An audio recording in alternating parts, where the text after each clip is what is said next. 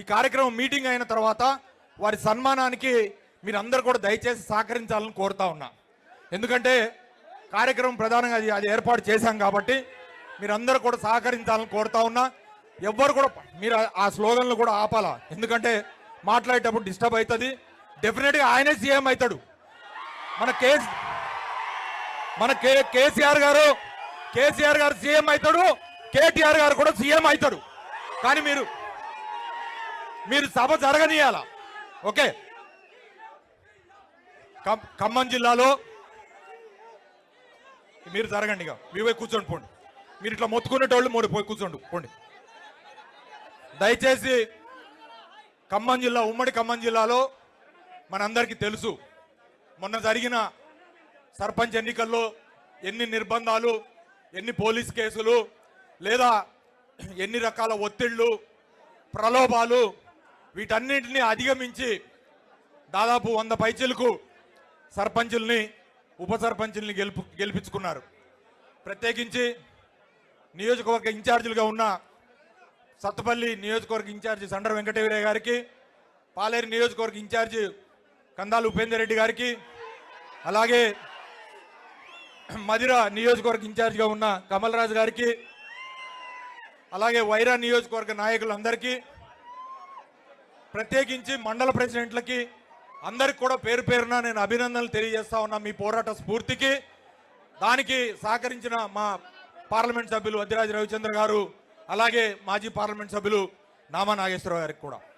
అయితే నేను ఇప్పుడు ఒకటే చెప్పేది మీ అందరికీ, పార్టీ గడ్డు అధికారంలో ఉన్నప్పుడు మనందరికి కూడా పార్టీ అండదండగా ఉంది.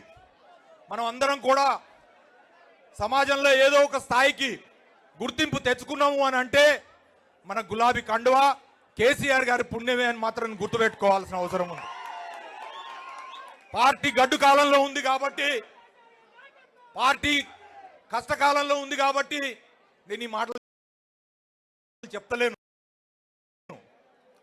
మనందరి బాధ్యత, పార్టీ అధికారంలో ఉన్నా అధికారంలో లేకపోయినా ఉద్యమ సమయంలో ఏదైతే స్ఫూర్తి మనం చూపించినామో, ఈ పార్టీ కార్యకర్తలు చూపించారో, అదే స్ఫూర్తిని ఈ రాబోయే 3 సంవత్సరాలు కూడా చూపించాల్సిన అవసరం ఉంది.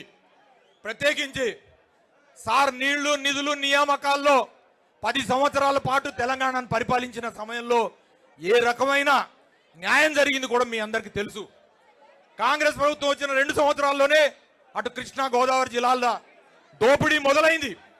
ఆ దోపిడీని అరికట్టడానికి మళ్ళీ కేసీఆర్ గారు మళ్ళీ ఉద్యమం చేపట్టాల్సిన పరిస్థితి ఏర్పడింది. ఇవాళ పాలమూరు ప్రాజెక్టుని పండబెట్టారు. అలాగే అన్న ఇక్కడ సీతారామ ప్రాజెక్టు 2 సంవత్సరాలైంది. సీతారామ ప్రాజెక్టు మన ప్రభుత్వం ఉన్నప్పుడు ఏ పరిస్థితిలో ఉందో దానికి కనీసం అంగుళం కూడా ముందుకు కదలని పరిస్థితి. ఇక్కడ గెలవటం కోసం ఆ రోజు కళ్ళబొల్లి కబుర్లు చెప్పిన కాంగ్రెస్ మంత్రులందరూ ఇవాళ సమాధానం చెప్పాలా.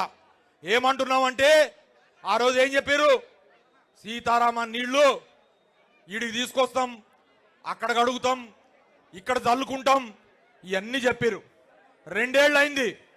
2 ఏళ్ల తర్వాత కూడా ఇవాళ పాలేరు నియోజకవర్గానికి కానీ, ఖమ్మం నియోజకవర్గానికి కానీ, వైరా నియోజకవర్గానికి కానీ, లేదా పాత కృష్ణా ఆయకట్టు కింద సాగైతున్న సత్తుపల్లి మదిర నియోజకవర్గాల్లో కానీ ఒక్క బొట్టైనా సరే సీతారామ ప్రాజెక్టు కింద గోదావరి నీళ్లు పారిచ్చారా అని నేను అడుగుతా ఉన్నా. ఎక్కడైతే మనం మొదలు పెట్టామో, ఎక్కడైతే పూర్తి చేశామో ఆ పంపులకి మోటార్లు నొక్కారు, నీళ్లు నెత్తిన చల్లుకున్నారు, ఖతమైపోయింది. అన్న మొన్న మీటింగ్లో చెప్పినట్టు, కేసీఆర్ గారు చెప్పినట్టు, పాలమూరు రంగారెడ్డి ఉద్యమం తర్వాత మళ్ళీ ఉద్యమం ఎత్తుకోవాల్సింది ఖమ్మం జిల్లా నుంచే, అది కూడా సీతారామ ప్రాజెక్టు కోసం. ఇక్కడ కొత్తగూడెం మాజీ శాసనసభ్యులకు పనిచేసిన వాళ్ళు కూడా ఉన్నారు. సీతారామ ప్రాజెక్టు ప్రధానంగా ఉద్దేశం కొత్తగూడెం జిల్లాలో ఉన్న అనేక నియోజకవర్గాల్లో కూడా, ఇల్లందు నియోజకవర్గం కానీ, పినపాక్ కానీ, భద్రాచలం కానీ సున్నా, ఇంతవరకు 1 ఎకరానికి కూడా నీళ్లు పారే పరిస్థితి లేదు. 3 పంప్ హౌజులు పూర్తి చేసి 8 ప్యాకేజీలు పూర్తి చేసి మనం ప్రాజెక్టు కింద ఆల్రెడీ 9,000 కోట్లు 10,000 కోట్లు ఖర్చు పెడితే ఇంతవరకు దాన్ని ఎస్టిమేట్లు 19,000 కోట్లకు పెంచారు తప్పితే ఏమాత్రం ముందుకు పడని పరిస్థితి. ఇక వాళ్ళు ఎందులో బిజీ ఉన్నారా అంటే